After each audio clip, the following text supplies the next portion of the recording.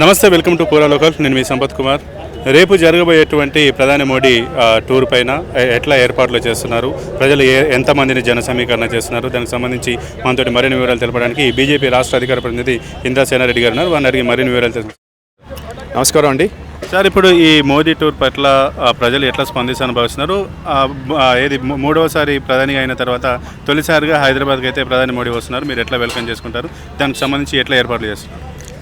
చూడండి, ఇది వెస్ట్ బెంగాల్ ఘన విజయం తర్వాత మోదీ గారు ఇక్కడ రావడం అనేది చాలా పెద్ద విషయం. ఇది ఒక పొలిటికల్ సభ కాదు, ఇది తెలంగాణ భవిష్యత్తు, తెలంగాణ అభివృద్ధి కోసం అనేక ప్రాజెక్టులు, మీరు గిరిజన విశ్వవిద్యాలయం కావచ్చు, రైల్వే ప్రాజెక్టులు కావచ్చు, మహిళల రక్షణ కావచ్చు, రైతుల సంక్షేమం కావచ్చు, యువత భవిష్యత్తు కావచ్చు, వీరన్నిటికీ కావాల్సిన ఈ ప్రాజెక్టులకు పునాది తర్వాత మళ్ళీ వాళ్ళ ఇనాగరేషన్ కూడా రేపే జరగబోతుంది. సో ఇది తెలంగాణకి మంచి భవిష్యత్తు ఉండబోతుంది. మీరందరూ గుర్తుపెట్టుకోవాలి ఒకటి ఏంటంటే, ఇది ఎందుకు ఇంత భారీ ఎత్తున ఎందుకు జరుపుతున్నాం అనేది ఒక మీకు విషయం తెలియాలి. అస్సాంలో ఎలక్షన్స్ జరిగినాయి, పుడుచేరిలో జరిగినాయి, వెస్ట్ బెంగాల్లో జరిగింది, తర్వాత తమిళనాడు, కేరళలో కూడా జరిగింది. కానీ ఈ మూడు, అస్సాం, పుడుచేరి, వెస్ట్ బెంగాల్లో బీజేపీ ఎన్డీఏ గెలిచారు. ఎందుకు వెస్ట్ బెంగాల్ గురించి ఎక్కువ మాట్లాడుతున్నారు? ఎందుకంటే అక్కడ ఒక కాషాయ జెండా ఒక ఇంటి పైన ఎగిరేసినా కూడా ఆ మనుషులని ఆ ఇంటి నుంచి బయటకు తీసుకొచ్చి బట్టలు కూడా తీసి కొట్టిన సందర్భాలు ఉన్నాయి. ఒక ఏబీవీపీ మనిషి అని తెలిస్తే, ఒక బజరంగ్ దళ్ మనిషి అని తెలిస్తే వాళ్ళని వేటాడి కొట్టిన సందర్భాలు, చంపిన సందర్భాలు ఎన్నో ఉన్నాయి. ఇలాంటి అరాచక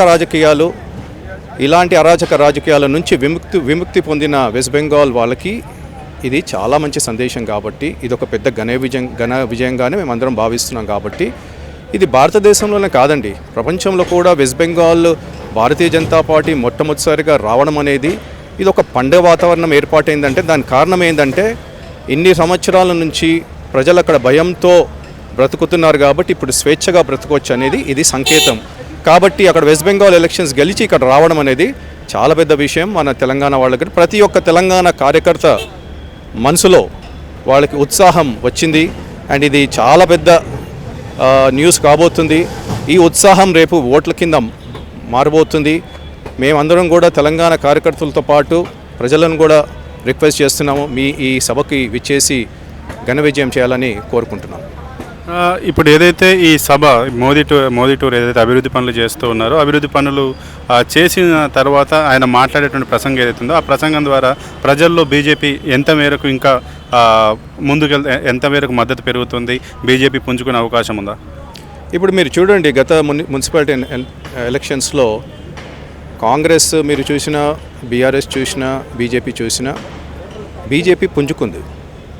ఓట్ల షేర్ చూస్తే పుంజుకుంది. బీఆర్ఎస్ మాత్రం 25% తగ్గింది. సో ఈ వెస్ట్ బెంగాల్ ఘన విజయం తర్వాత మోదీ గారికి ఇక్కడ రావడము, ఈ భారీ బహిరంగ సభ ఏర్పాటు చేయడము, దీని నుంచి అనేక అభివృద్ధి కార్యక్రమాలకు, అభివృద్ధి ప్రాజెక్టులకు పునాది ఇక్కడ మొదలవుతుంది. సో దీని ద్వారా ప్రజలు ఏం ఎక్స్పెక్ట్ చేస్తున్నారంటే, తెలంగాణకి ఏం చేయబోతున్నారు, బీజేపీ తెలంగాణ కార్యకర్తలకి ఉత్సాహం ఎందుకు ఇంత కనబడుతుంది అంటే, ఇక్కడ సింపుల్ రీజన్ అండి. ఇక్కడ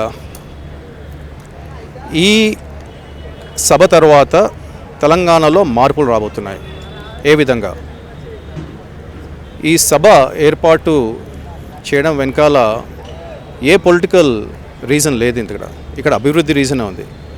కానీ మోదీ గారు ఇంత భారీ ఎత్తున చేస్తున్నారంటే ఇది పొలిటికల్ రీజన్స్ ఉందని చాలామంది అనుకుంటున్నారు. కాదు, తెలంగాణ మీద ఫోకస్ చేస్తున్నారు కాబట్టి, తెలంగాణ అభివృద్ధికి చాలా అవసరాలు ఉన్నాయి కాబట్టి, ఇక్కడ తెలంగాణ ప్రభుత్వంకి ఎన్ని నిధులు ఇచ్చినా కూడా నిధులు ఇవ్వట్లేదు అంటుంది. కాబట్టి ఇక్కడ 1,20,000 కోట్లు ఓన్లీ సివిల్ సప్లైస్ లోన్స్ మీదనే ఉంది. డిస్కామ్ చూసుకున్నా కూడా 1,00,000 కోట్ల పైన అరియర్స్ ఉన్నాయి, డెట్ ఉంది. సో ఇవన్నీ చూస్తుంటే ఇక్కడ తెలంగాణలో ఇంకా 2.5 సంవత్సరాల పాటు ఇక్కడ అభివృద్ధి మాత్రం ఏం కనబడట్లేదు. కానీ మోదీ గారు నిధులు ఇవ్వట్లేదు అంటున్నారు కదా, నిధులు ఇస్తున్నారు, ఇంకా నిధులు ఇవ్వబోతున్నారని చెప్పడానికే మళ్ళీ వస్తున్నారు. ఇది అభివృద్ధి కోసం, తెలంగాణ అభివృద్ధి కోసం, తెలంగాణ భవిష్యత్తు కోసం. ఇక ఈ మీటింగ్కి ఎంతమంది జనాలు వచ్చేటువంటి అవకాశం ఉంది, దానికి తగ్గట్టుగా ఏర్పాట్లు చేశారు? ఇక్కడ మీటింగ్కి కనీసం 2 లక్షల మంది వస్తారండి. ఏర్పాట్లు మాత్రం 2 లక్షల మందికి ఉంటుంది. చుట్టుపక్కల బయట కూడా నించొని చూస్తారు. మొత్తం చూస్తే 3 లక్షల వరకు కనబడుతుంది. సో ఇది ఈ 3 లక్షల జనాభా అంటే మీరు ఆలోచించవచ్చు, ఈ చుట్టుపక్కల ఏరియా అంతా కూడా దద్దరిల్లిపోతుంది. ఇది మోదీ గారికి స్వాగతం. వెస్ట్ బెంగాల్ ఎలక్షన్స్ తర్వాత, ఘన విజయం తర్వాత ఇది మోదీ గారికి హైదరాబాద్ ఇచ్చే స్వాగతం. ఇప్పటికే తెలంగాణలో కూడా బీజేపీ ఓట్ షేర్ అనేది పెరిగింది. ఎందుకంటే 8 మంది ఎమ్మెల్యేలు వచ్చారు, 8 మంది ఎంపీలు వచ్చారు. ఇప్పుడు ఏదైతే వెస్ట్ బెంగాల్లో రిపీట్ అయినటువంటి ఏదైతే ఫలితాలు ఉన్నాయో అవి నెక్స్ట్ టర్మ్లో తెలంగాణలో రిపీట్ అయ్యేటువంటి అవకాశం ఉందా? ఖచ్చితంగా అండి. ఈరోజు మే 9, 2026 ఖచ్చితంగా వచ్చే శాసనసభ ఎన్నికల్లో ప్రభుత్వం ఏర్పాటు చేయబోయేది భారతీయ జనతా పార్టీ. ఎందుకంటే ప్రజల్లో నమ్మకం పెరుగుతుంది, ప్రజల్లో విశ్వాసం పెరుగుతుంది, క్యాడర్లో విశ్వాసం పెరుగుతుంది. కాబట్టి ప్రజలకు కావాల్సింది ఏంటంటే భారతీయ జనతా పార్టీ కార్యకర్తలు ఏం చేస్తున్నారు, వాళ్ళ ప్రజల సమస్యలు తెలుసుకుంటున్నారా, ప్రజల సమస్యలు తెలుసుకున్న తర్వాత పరిష్కరించడానికి ప్రయత్నం చేస్తున్నారా, ఇవన్నీ చూస్తుంటారు. దీని నుంచే విశ్వాసం పొందుతారు. కాబట్టి ఇవన్నీ జరుగుతున్నాయి. కాబట్టి వచ్చే ఎన్నికల్లో భారతీయ జనతా పార్టీ ఖచ్చితంగా ప్రభుత్వం ఏర్పాటు చేయబోతుంది. ప్రధాని మోడీ మూడోసారి ప్రధాని తర్వాత తొలిసారి హైదరాబాద్ రాబోతున్నారు. ఎట్లా ఏర్పాట్లు చేస్తారు? ఇప్పుడు ప్రధానమంత్రి నరేంద్ర మోడీ గారు మూడోసారి ప్రధానమంత్రి అయిన తర్వాత మొట్టమొదటిసారి హైదరాబాద్ వస్తూ ఉన్నారు. అంటే మనకు తెలుసు ఆయన ఏ విధంగా ఈ తెలంగాణ రాష్ట్రానికి కాదు భారతదేశ ప్రజల గురించి డెవలప్మెంట్ కానీ వెల్ఫేర్ సంక్షేమం గురించి కానీ ఏ విధంగా కష్టపడతా ఉన్నారు, రాష్ట్రాలను ఏ విధంగా డెవలప్ అవుతా ఉన్నారు చేస్తూ ఉన్నారు, భారతదేశం మొత్తం కూడా ఏ విధంగా డెవలప్ అవుతుందో మనందరికీ తెలుసు.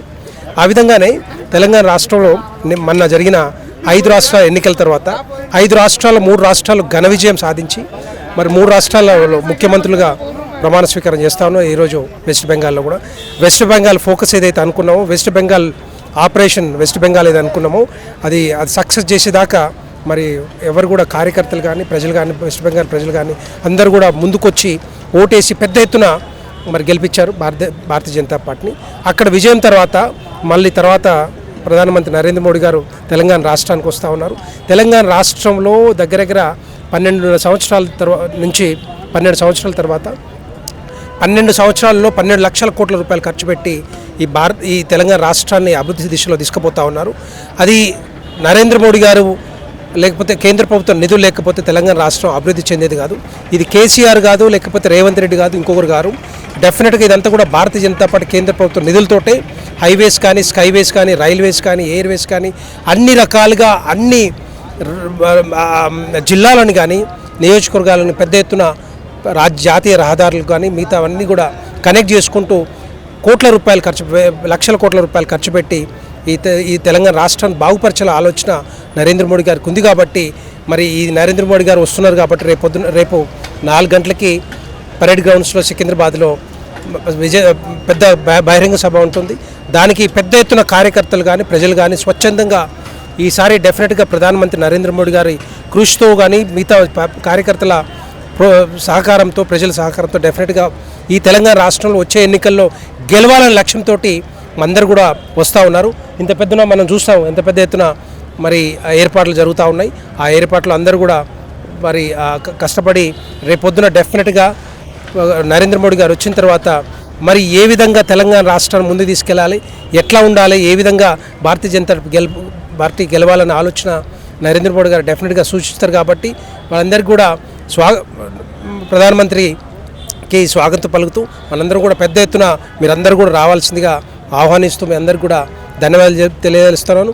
ఎట్టి పరిస్థితుల్లో ఈ సభని గ్రాండ్ సక్సెస్ చేయాలని చెప్పి మీ అందరూ కూడా కోరుతా ఉన్నాను.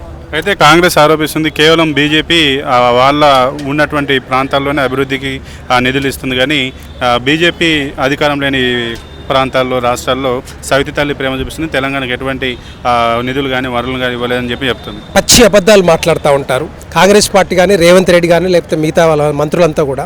వీళ్ళే కాదు, అంతకుముందు కూడా కేసీఆర్ మిగతా వాళ్ళంతా కూడా టీం అంతా పచ్చి అబద్ధాలు మాట్లాడేటోళ్ళు.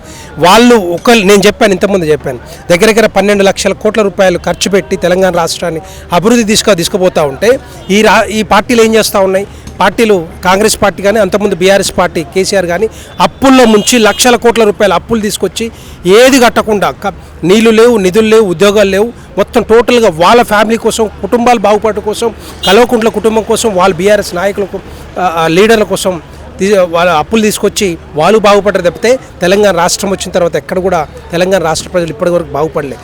సో దాని గురించి డెఫినెట్గా ఎన్ని పచ్చి అబద్ధాలు మాట్లాడుతూ భారతీయ జనతా పార్టీని బ్లేమ్ చేయడానికి ప్రయత్నం చేస్తున్నారు తప్పితే మీరు చూస్తున్నారు ఏ ఎన్నికలు జరిగినా ఏ రాష్ట్రంలో ఎన్నికలు జరిగినా ఆయా రాష్ట్రాల్లో భారతీయ జనతా పార్టీ గెలుస్తుందంటే డెఫినెట్గా ప్రజల ఆశీర్వాదం ఉండబట్టే, మేము అభివృద్ధి సంక్షేమ పథకాలు ముందు తీసుకువెళ్ళబట్టే, మరి బ్రహ్మరథం బట్టి ఈరోజు వెస్ట్ బెంగాల్ కానీ అస్సాం కానీ పుదుచ్చేరి కానీ ఆ రాష్ట్రాలు గెలుస్తున్నారు. డెఫినెట్గా అదే వీళ్ళంతా కూడా పచ్చి అబద్ధాలు మాట్లాడడానికి, ఎందుకంటే వాళ్ళకి భయం పట్టుకుంది, వాళ్ళకి ఒకటే భయం పట్టుకుంది. నరేంద్ర మోడీ గారు వెస్ట్ బెంగాల్ విజయం తర్వాత నెక్స్ట్ విజయం అంటూ ఉంటే అది తెలంగాణ రాష్ట్రమే ఉంది కాబట్టి వాళ్ళకు ఒక భయం పట్టుకొని ఈరోజు అబద్ధాలు మాట్లాడి ఏదో తెలంగాణ ప్రజల్ని డైవర్ట్ చేయడానికి చేస్తున్న ప్రయత్నం తప్పితే, కానీ తెలంగాణ ప్రజలందరూ కూడా వివేకవంతులు, వాళ్ళు ఆలోచిస్తూ ఉన్నారు. రెండు రాష్ట్రాలకి రెండు పార్టీలకు అవకాశం ఇచ్చారు. బీఆర్ఎస్ పార్టీకి ఇప్పుడు కాంగ్రెస్ పార్టీకి ఎక్కడ కూడా ఏ అభివృద్ధి కానీ సంక్షేమ పథకాలు కానీ ఏ ఒక్క రాయి తీసి రాయబెట్టట్లేదు. అలాంటి పార్టీలని కాంగ్రెస్ పార్టీ కానీ బీఆర్ఎస్ పార్టీ అవసరమా ఈ తెలంగాణ రాష్ట్రానికి అనుకుంటా ఉన్నారు. కాబట్టి నరేంద్ర మోడీ గారి డెఫినెట్గా నెక్స్ట్ డబుల్ ఇంజిన్ సర్కార్ వస్తే ఇంకా పెద్ద ఎత్తున మరి అభివృద్ధి చేసే అవకాశాలు ఉంటాయి. డబుల్ ఇంజిన్ సర్కార్ కావాలని చెప్పి తెలంగాణ ప్రజలందరూ కూడా కోరుకుంటా ఉన్నారు. దానికోసం వెయిట్ చేస్తూ ఉన్నారు. అది 2028లో 2028 29లో ఎప్పుడు ఎలక్షన్ వచ్చినా కూడా డెఫినెట్గా తెలంగాణ ప్రజలందరూ కూడా రెడీగా ఉన్నారు. సార్, ఇక ఈ ప్రధాని మోడీ మీటింగ్ ఏదైతుందో ఈ మీటింగ్ అయిపోయిన తర్వాత ఈ మీటింగ్ ప్రభావం తెలంగాణలో బీజేపీకి ఏ రకంగా ఇంపాక్ట్ ఉండబోతుంది? దీనివల్ల బీజేపీ పుంజుకునే అవకాశం ఉందా? 100% నేను ఏమంటున్నానంటే, ఒకప్పుడు అదేవిధంగా 2024 ముందల బీఆర్ఎస్ పార్టీ కానీ కాంగ్రెస్ పార్టీ కానీ ఏం చెప్పారంటే, ఈ తెలంగాణ రాష్ట్రంలో బీజేపీకి కనీసం ఒక స్పేస్ కూడా ఉండదు, వాళ్ళు గెలుచుకునే అవకాశాలు ఇవ్వంటే మేము 8 పార్లమెంట్ స్థానాలు గెలుచుకున్నాం, 8 ఎమ్మెల్యేలు గెలుచుకున్నాం, 3 ఎమ్మెల్సీ గెలుచుకున్నాం. అంటే ఇదంతా కూడా ప్రజల ఆశీర్వాదంతోటి కమలం పువ్వు గుర్తు మీద ఓటేసి భారతీయ జనతా పార్టీ గెలిపించారు కదా. అదేవిధంగా ఇప్పుడు కూడా ఇంతకంటే పెద్ద ఉత్సాహంతో నరేంద్ర మోడీ గారి సూచనతోటి నరేంద్ర మోడీ గారు ఏం చెప్తారో చూసి డెఫినెట్గా తెలంగాణ రాష్ట్రానికి ఎవరు కావాలని చెప్పి డిసైడ్ ఫ్యాక్టరు రేపు పొద్దున్న తెలుస్తుంది, రేపు ఈవినింగ్ వరకు. అది దాంతోటే ఇంకా పెద్ద ఎత్తున డబుల్ ఇంజిన్ సర్కార్ వస్తే భారతీయ జనతా పార్టీ ప్రభుత్వం వచ్చిన తర్వాత వీళ్ళు చేయలేని పనులన్నీ కూడా మేము చేసి చూపిస్తాం. అది మేము, ఎందుకంటే మిగతా రాష్ట్రాలన్నింటిలో కూడా మేము చేసి చూపిస్తూ ఉన్నాం. అదేవిధంగా తెలంగాణ రాష్ట్రం కూడా అభివృద్ధి ఎట్లా చేయాలో, నిధులు ఎట్లా తీసుకురావాలి, ఉద్యోగాలు ఎట్లా ఇవ్వాలి, ప్రాజెక్టులు ఎట్లా కట్టాలి, నీళ్ళ కోసం మేమంతా కూడా కష్టపడి డెఫినెట్గా అవన్నీ కూడా పూర్తి చేస్తాం. తెలంగాణ రాష్ట్ర ప్రజలకి ఒకటే ఆప్షన్ ఏంటంటే భారతీయ జనతా పార్టీ రావాలి, భారతీయ జనతా పార్టీ ప్రభుత్వం రావాలనే ఆలోచన డెఫినెట్గా ఉంది. అది ప్రధానమంత్రి నరేంద్ర మోడీ గారు రేపటి సభతోటి డెఫినెట్గా ఆపరేషన్ తెలంగాణ మొదలవుతూ ఉంది. ఆ ఆపరేషన్లో మనందరం కూడా ఉంటున్నాం.